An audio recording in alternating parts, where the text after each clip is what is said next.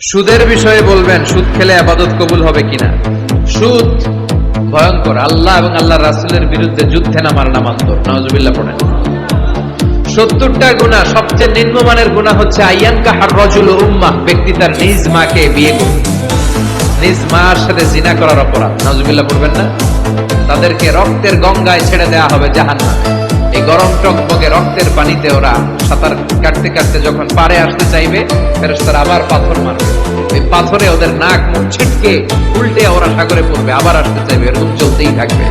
এজন্য সুদের সাথে মুমিনের কোনো সম্পর্ক নাই। কিয়ামতের দিন যারা সুদ করছিল এদেরকে চিনা যাবে, এরা পাগলের মতো মাতালের মতো উঠবে।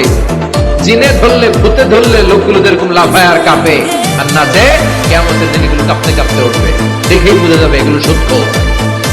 যেন সুদের সাথে আমাদের কোনো সম্পর্ক নাই। কনভেনশনাল যে ব্যাংকিং সিস্টেম আছে এগুলো বন্ধ করে দেন।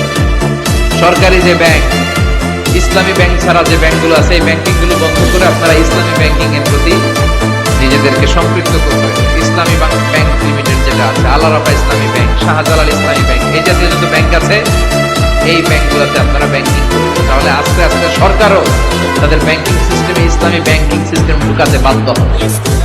সরকারকে এই কাজে বাধ্য করতে হবে, চিল্লাই করতে কিনা। এজন্য সুদি কোনো লেনদেনে আমরা যাব না। আল্লাহ তৌফিক দাও।